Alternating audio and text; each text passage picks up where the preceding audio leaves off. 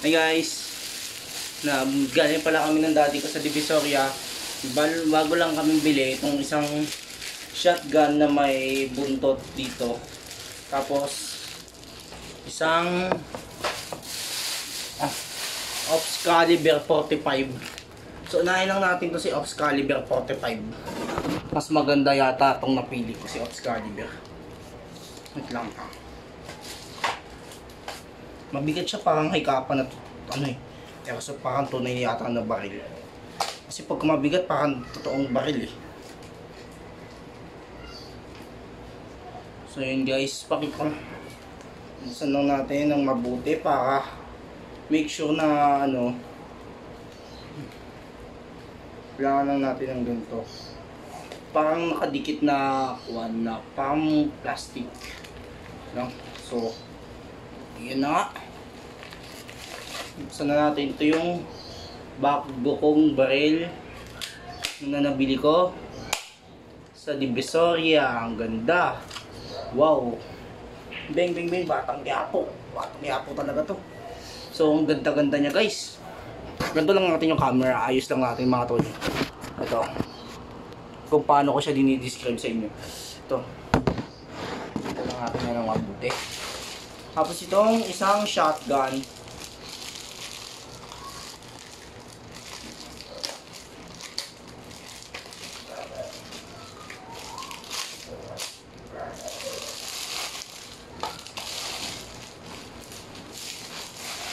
Auto shotgun. Ganda. Talagang tunay na shotgun talaga. Ito talaga, ang nito, ang bagay lang dito, itong revolver lang ang bagay sa shotgun na yan. Hindi 45 ang bagay sa shotgun kasi ang shotgun gawa yan sa cowboy. O, baril ng mga cowboy yan. Itong plastic, dito lang natin yan kasi paglalagyan namin ito ng mga baril, huwag natin itatapon dahil sayang. Itong plastic kasi, saan na tayo maglalagay ng mga bala niyan?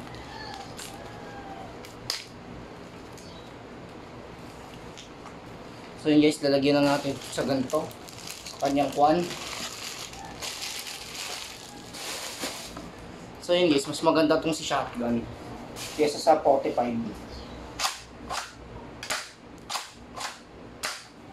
Ganda niya guys. Bang. So talaga, iingatan nyo lang dahil pwede kayong makatama ng tao pag itong shotgun kasi, sorry guys, nandito yung wire eh. Mag-iingat-ingat lang kayo dahil pwede kayong makatama ng tao. Dahil itong shotgun, parang ito rin yung sa security guard eh, o sa SWAT o sa sundalo ito masyadong ginagamit. Pero pambantay lang to.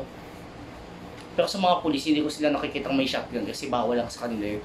Pistol-pistol lang talaga sa kanila. So ito, may singaw ako, bumabalik kasi. Ito na. Ganda nga to. Bang! Ganda nga. Batang Quiapo. Bang!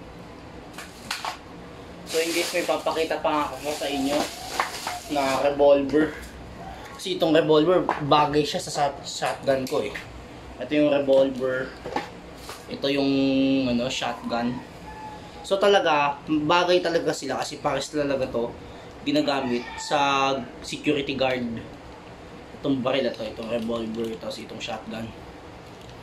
Kasi pagka yung security guard, pag naubusan sila ng bala ng shotgun, ito yung secondary nila, magnum, tsaka shotgun lang talaga pwede sa kanila.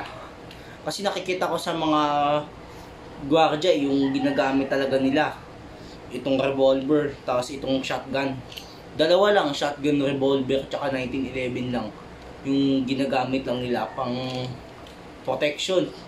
At tsaka binabantayan nila para sa na may pumasok. Gagamitin talaga nila to kasi itong revolver, itong shotgun, isang putok lang, one shot, patay ka. Pero itong mga laruan lang naman tayo, baka display lang. Para din siya tunay pero ang baril na to, di pa putok. Tapos ito naman, di pellet lang. Parang ito yung ginagamit ko pamaril sa baboy. Pero meron din ako isang shotgun na walang ano siya dito, wala siyang buntot. Kasi ano nasira na yung ganito kong shotgun pero wala siyang buntot. Sira na yung ganun ko. Yung mga ganun, madadali lang masira. Pero ito, pag may buntot, mas madali masira. Ito.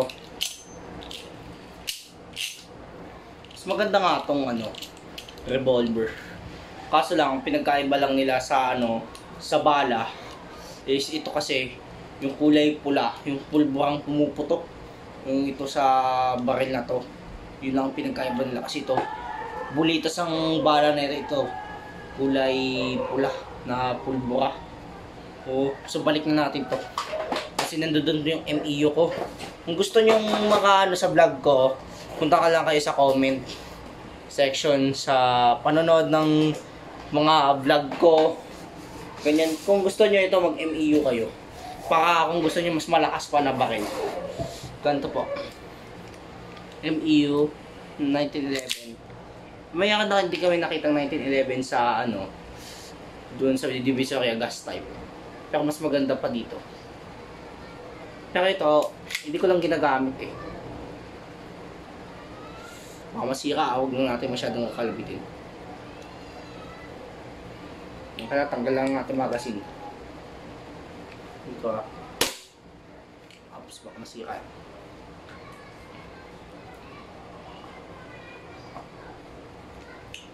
Gusto nyo ang ganito, mag-order lang kayo sa tanggalin natin yung gas, mahirap eh.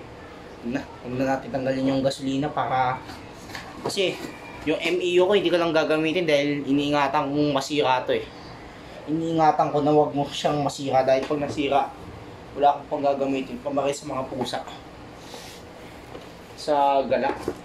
Kasi mga pusa namin pumipiste na doon parang daga sa bahay namin sa Bicol.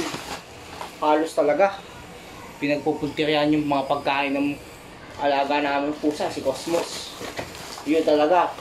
Bawat pagkain, pati si Tope, pati pagkain ng aso namin.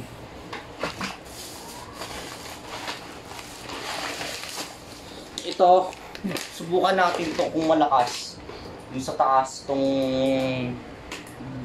baril na to. Lalagyan natin to ng bala. Pero mamaya na lang pagkatapos ng video ko, hindi ko na to ipapakita kung paano ko siya binabaril. Sa susunod ko na lang to ipapakita. Sige, kung gusto nyong makapanood, mag-share at mag-comment at mag-like at mag-subscribe na rin kayo para lagi nyo akong mapanood sa Matthew Tumblod. Yun na i-search nyo ha. Sige, bye!